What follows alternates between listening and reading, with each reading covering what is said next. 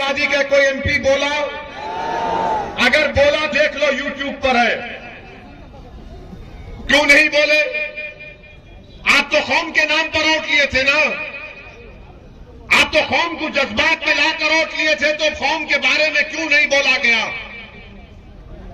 आपने कौम कौम कौम कर दिया और आप भूल गए। जुलाई 2019 में अमित शाह मोदी ने पार्लियामेंट में कानून लाया, यूएपीए। उस कानून में अगर किसी को गिरफ्तार किया जाता है तो उसको जेल में 120 दिन जेल में रखा जा सकता है, डिटेंशन में। उस कानून में यह गुंजाइश है कि दिल्ली में एक इंस्पेक्टर बैठकर कुंदरकी के किसी भी नौजवान को टेररिस्ट घोषित कर देता है।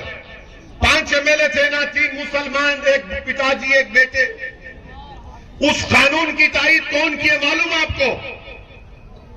पूछो इन लोगों से। समाजवादी पार्टी उस कानून की तारीफ की थी। कहां गया कौम कौम के नाम पर भीख मांगकर वोट मांगने वालों? उस कानून के तहत आज दिल्ली के जेल में बच्चे सड़ रहे हैं। उस कानून के तहत देश की जेलों में नौजवानों को 3-3 साल से बेल नहीं हो रही है। सपा ने तायीद की, बसपा ने तायीद की, कांग्रेस ने तायीद की। 5 इनके एमपी खड़े हो गए मोदी अमित शाह के साथ और 2 एमपी मंगलिस के खड़े हो गए, मुखालिफत में खड़े हो गए। हमने और उस कानून के खिलाफ वोट नहीं दिया। मैंने तरमीमात पेश किए, मैंने पार्लियामेंट में खड़े होकर तकरीर किया और कहा कि इस कानून का इस्तेमाल मुसलमान, दलित, आदिवासियों पर होगा। मैंने उस कानून के खिलाफ कांग्रेसियों, समाजवादी से कहा कि एक दिन तुम लोग जब जेल में जाओगे तुमको तकलीफ मालूम होगी, जेल की तकलीफ क्या होती है। जब कहां गई कौम की मोहब्बत? जब नहीं नजर आई कौम की मोहब्बत। लोकसभा में समाजवादी ने सपोर्ट किया अमित शाह को और फिर राज्यसभा में समाजवादी ने सपोर्ट किया, तायीद की इस कानून को, कानून बनाने के लिए इस बिल को। आप बताइए, फिर आप मुरादाबाद में, संभल में और फिर यहां आकर बोलते हैं यहां पर हम करेंगे। ये तुम्हारी ताकत है, ये तुम्हारी ताकत है कि कानून बन रहा है नौजवानों को पीसने के लिए, नौजवानों को उनके बर्बाद करने के लिए, और आपकी जबान नहीं खुलती। क्या किया डॉक्टर एसपी हसन ने? क्या किया जनाब बर्फ साहब ने? क्या आपने वोट नहीं किया? आपकी पार्टी ने सपोर्ट नहीं किया? बोलो इस बात को।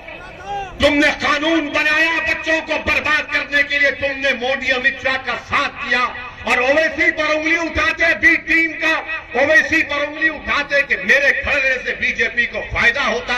अरे मेरे गाड़ी पर गोलियां चलती है, मेरी गाड़ी पर गोली चलती है, मुझको मारने की कोशिश की जाती है और हमको ही निशाना क्यों बनाया जाता?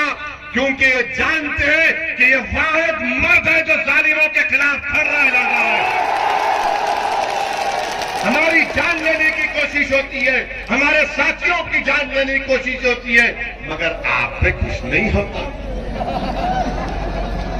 आप तो दूध के धुले में हैं, आपको तो कोई पूछता नहीं है। और हमारे अतराफ ये पूरे शैताना लगे हुए हैं, कोई गोली मारो, कोई गर्दन काटो। मेरे अजीज दोस्तों और बुजुर्गों, ये बात समझाने के लिए कह रहा हूं, मिसाल दे रहा हूं ताकि आप 14 तारीख को अच्छा फैसला ले सकें। मैं भी 2004 में एमपी बना, 2009 में अल्हम्दुलिल्लाह अल्लाह ने मुझे बनाया, हैदराबाद की अवाम को सलाम।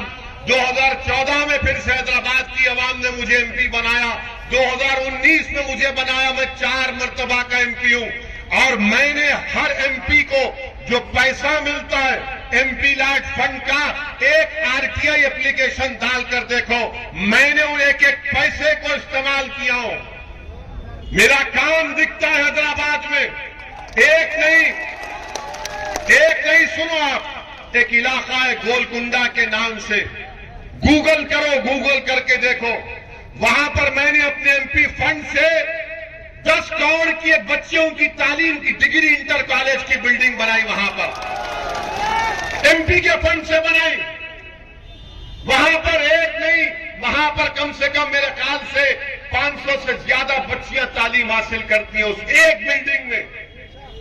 कई स्कूल की बिल्डिंग मैं बनाया हूं, कई जगह पर पानी की लाइन, सीवरेज लाइन का काम मैं कराया हूं। बताओ जो एमपी है आपने क्या किया? कौम अगर मैं कौम बोल के कौम को जज्बात में लेकर जाऊंगा और काम नहीं करूंगा तो फिर ये कौन सी मोहब्बत है कौम की? बताओ। अगर मैं पार्लियामेंट को जाऊंगा, कौम के नाम पर वोट लूंगा और पार्लियामेंट में जाकर अमित शाह और मोदी के कानून की तायीद करूंगा तो ये कौम से मोहब्बत नहीं है, ये गद्दारी है, गद्दारी है, गद्दारी है। ये वफादारी की निशानी नहीं है, वफादारी और बहादुरी की निशानी है कि गोलियां चल रही है तो कह रहे कि तू तीर आसमां, हम जिगर आजमाएंगे। चलाओ गोली, हमारा जिगर देखो। आज तुम्हारे सामने खड़ा हो। मैंने पार्लियामेंट में खड़े होकर कह दिया कि मैं रसूलुल्लाह सल्लल्लाहु अलैहि वसल्लम के गुलामों का गुलाम हूं। मैं सब उम्मत के मकी के दर का कुत्ता हूं। मुझे सिक्योरिटी की जरूरत नहीं है, बस मुझे इतना चाहिए कि हशर के मैदान में जब कमली वाले होंगे तो आका कह दे कि ये मेरा कुत्ता आया है, बस काफी है मेरे लिए इतना काफी है। मरना तो है एक दिन, मगर जिएंगे कैसा वो दुनिया याद रखेगी उसको। और इसीलिए हमने कहा अमित शाह साहब से आपका thank you. I don't want that category.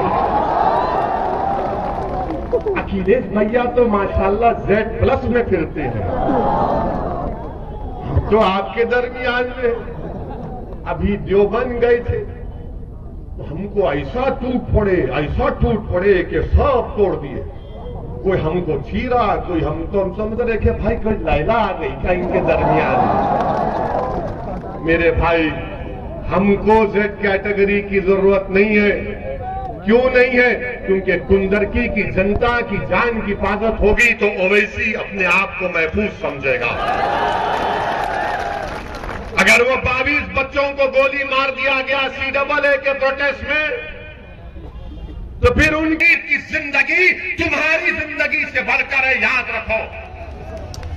जो नेता ये सोचना शुरू कर देगा कि गरीब का सुरक्षा मिलना चाहिए, दलित को मिलना चाहिए, महिलाओं को मिलना चाहिए, अल्पसंख्यक समाज के मुसलमानों को मिलना चाहिए, तब देश मजबूत होगा। मगर क्या मामला ये है, हमको बोले Z ले लो, हमने कहा Z कैटेगरी नहीं चाहिए, A कैटेगरी का शहरी का स्टेटस हमको दे दो, बराबरी दे दो। अगर वो मेरी बच्ची मुस्कान, मेरी बेटी अगर तालीम हासिल करने के लिए जा रही है,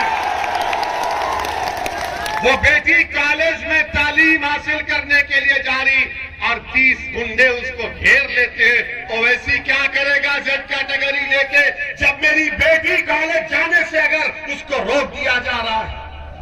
मेरे अजीज दोस्तों और बुजुर्गों, मैं ये अपनी तारीफ या अपनी मकबूलियत के लिए नहीं कह रहा हूं, मैं पूरी ईमानदारी के साथ कह रहा हूं, अल्लाह मेरे दिल का हाल जानने वाला है, क्योंकि मरकर मुझे भी साथ देना है। मैं नहीं चाहता हूं सिक्योरिटी मुझे लाख मेरे दोस्त, मेरे भाई अकबर ने कहा कि ले लो भाई। मैंने कहा जब तक दुनिया में जिंदा रहूंगा आजाद पंछी की तरह रहूंगा। मैं सोने के पिंजरे में बैठकर अपनी जिंदगी नहीं गुजार सकता। हाँ, जिस दिन अल्लाह ने तय किया कि किसी की गोली से तू इस दुनिया से जाएगा, तो मैं तो कहूंगा परवरदिगार, हक तो यह है कि हक अदा ना हो सका, क्योंकि इतनी मोहब्बत, इतना मौका खिदमत करने का,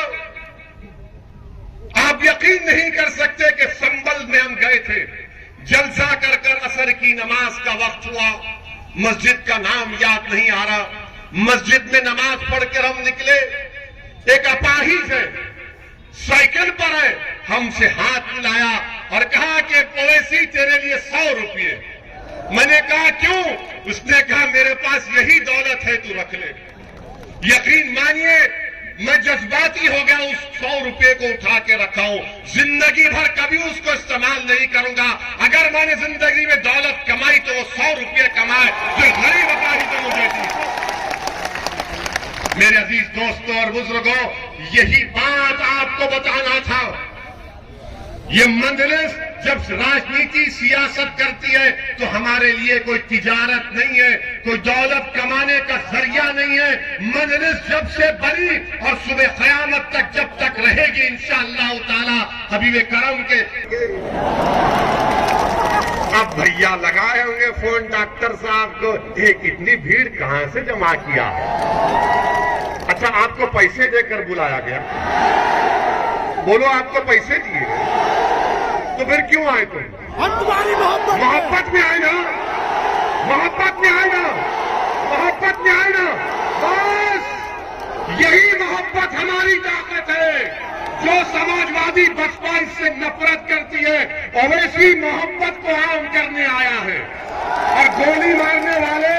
और गोली मारने वाले ये समझते हैं कि मोहब्बत को आम कर रहा है, हम नफरत पैदा करेंगे। तुम्हारी गोलियों का जवाब ये मोहब्बत 14 तारीख को कुंदरकी में दिया जाएगा। तुम्हारी नफरत का जवाब ये मोहब्बत देगी, तुम्हारी गोलियों का जवाब ये सरों का समंदर इंशाअल्लाह ताला कुंदरकी से एक नई तारीख रकम करेगा और यहां से दीवाने हाफिज वारिस को भी विधायक बनाकर